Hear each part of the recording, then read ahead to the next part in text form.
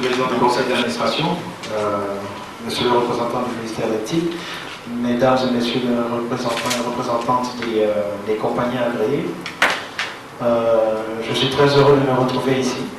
C'est une nomination que j'accueille avec joie, fierté et humilité. Je remercie mon Dieu de me permettre de vivre cette opportunité et de découvrir cette intrépide aventure qui se déroule devant moi. Avec joie parce que j'ai attendu longtemps d'avoir la meilleure des occasions pour rendre à mon pays ce que je pense que je lui dois. À savoir que dans les années 90, et avec l'argent et la sueur des planteurs de Côte d'Ivoire qu'on a pu financer mon piège de télécommunication à Montréal. Et j'ai toujours estimé avoir une dette envers mon pays. Il a fallu juste tout simplement attendre le meilleur moment de le faire. Et le VTIP, je pense, est une occasion parfaite pour faire cela. Mon histoire avec le VTIP remonte à 2008, parce qu'en 2008, pendant que j'étais à Toronto, au Canada, j'ai éprouvé le désir d'implanter ici, sur le VTIP, une unité de montage de prothèses auditives, puisque c'était ça mon expertise dans le temps. Et ça l'est toujours. Cette petite aventure avec le VTIP m'a permis de mettre un peu au parfum des procédures de la maison et tout ça. Et aussi, il faut le dire, de certaines lourdeurs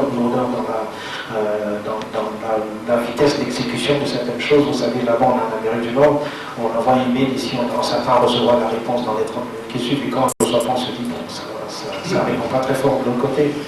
Donc, j'ai été familier avec le projet VTIP, un projet que je pense qui a toute sa raison d'être. Je salue au passage la vision de ceux qui ont pensé ce projet, ceux qui sont à l'initiative et à l'origine de ce projet, et toutes les administrations qui nous ont précédés, y compris M. Claude Denis ici présent, toutes les personnes qui ont fait du mieux qu'elles pouvaient dans un environnement, et je le conseille, et M. Claude Denis l'a dit, un environnement qui évidemment n'a pas été facile.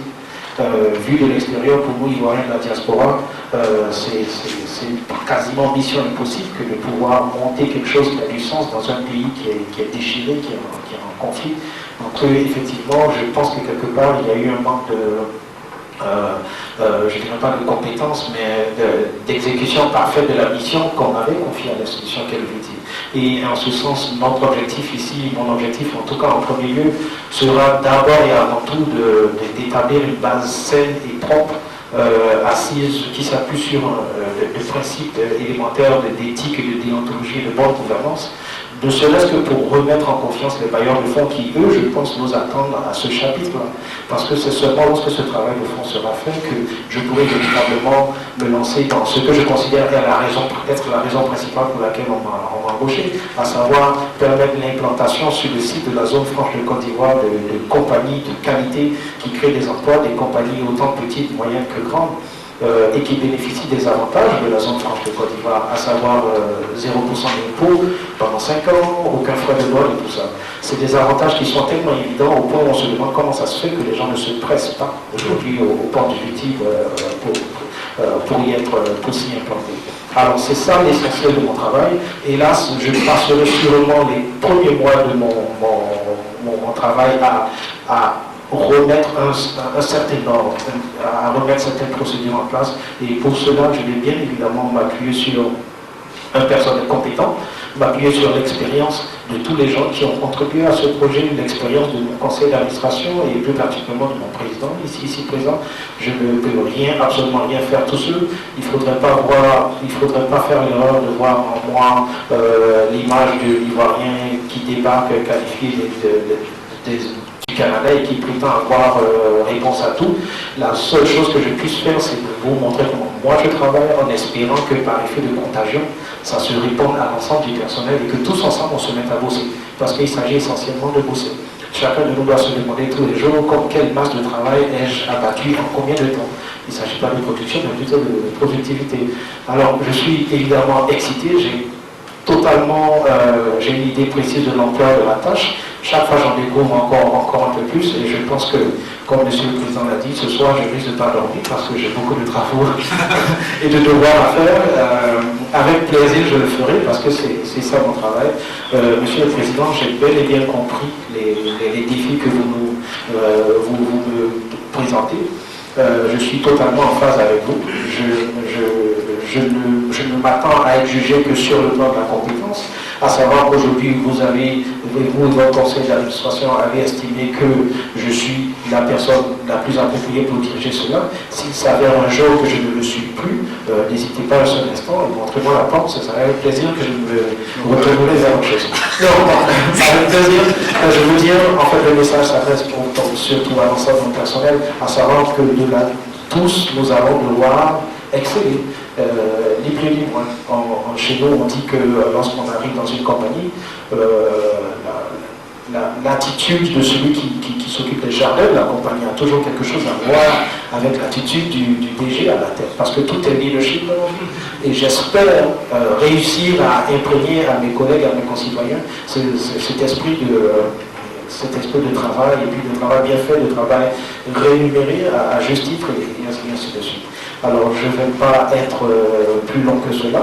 J'espère qu'on aura le temps de jaser un peu après cette rencontre. Je m'excuse d'abord de n'avoir pas satisfait aux exigences protocolaires. Je suis entré, je n'ai pas fait le tour, je n'ai pas salué tout le monde. Donc je n'ai pas encore présenté. Donc,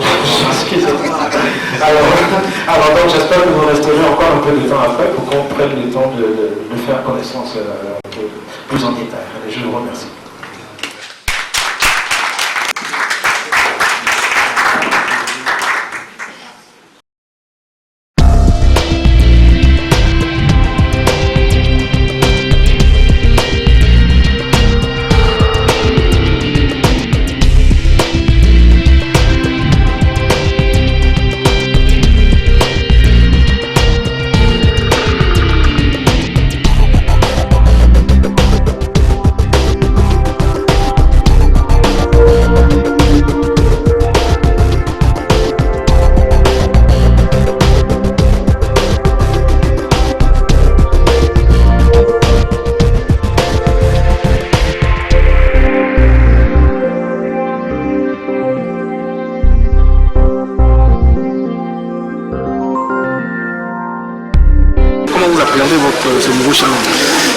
C'est tout un défi, ça c'est sûr, il n'y a aucun doute, parce que, comme vous le savez, le VTIB a vécu des eaux troubles et donc il a besoin d'un gros coup de barre.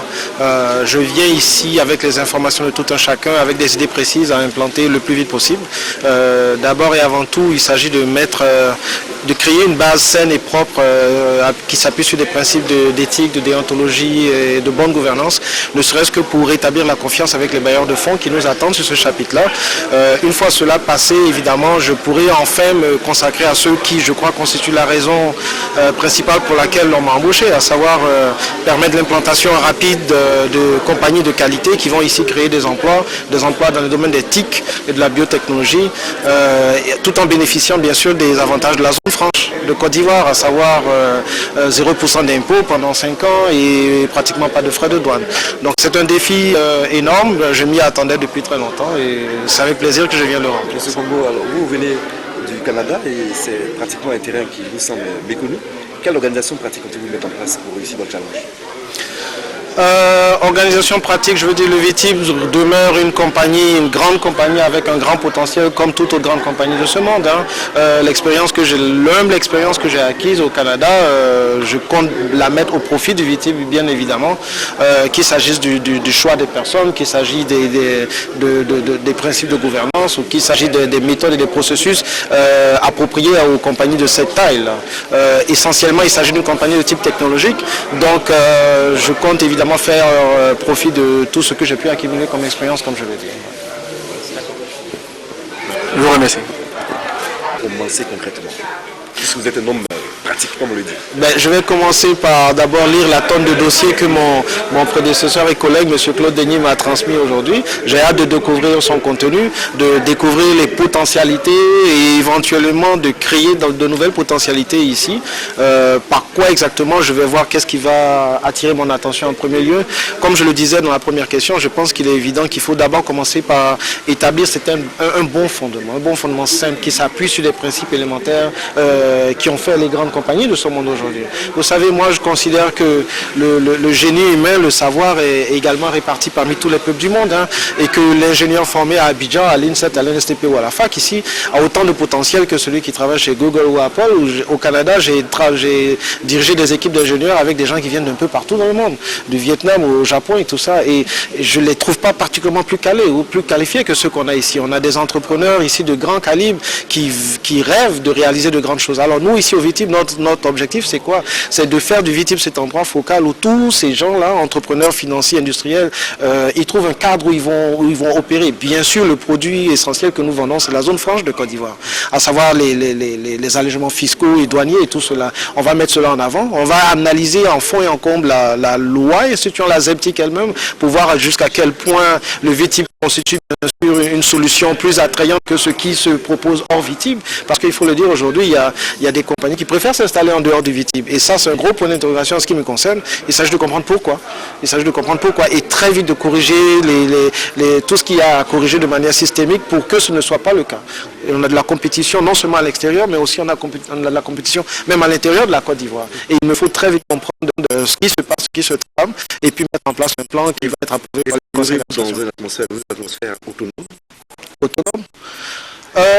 J'ai cru comprendre par les mots que le conseil d'administration m'a livré aujourd'hui que j'ai plus ou moins carte blanche de préciser un plan d'action qui bien sûr devrait être validé par le conseil d'administration, cela va de soi, mais depuis mon arrivée il y a une semaine, je sens une certaine autonomie, comme l'a dit le président du conseil d'administration. Moi en ce qui me concerne, j'étais prêt à travailler, j'ai commencé à réfléchir sur le VTIB il y a plusieurs mois, depuis l'appel de cet appel à la candidature.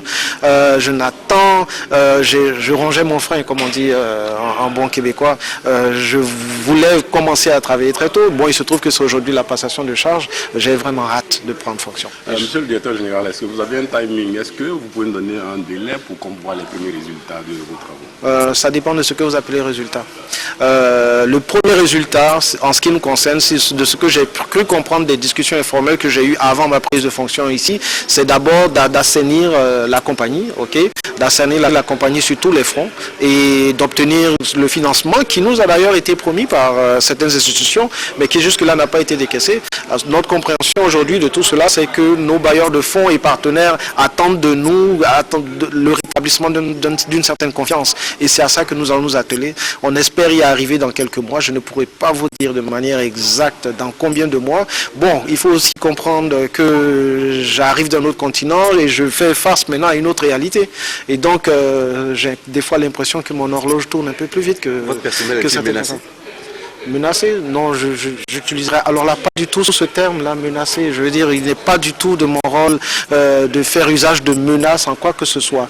Nous avons besoin sûrement de réaménager les choses, de revoir l'organigramme et tout ça, et puis d'évaluer les compétences de tout un chacun. Et chacun d'entre nous qui aura, et moi y compris, qui aura les compétences requises pour exercer une certaine fonction, va les exercer en toute liberté.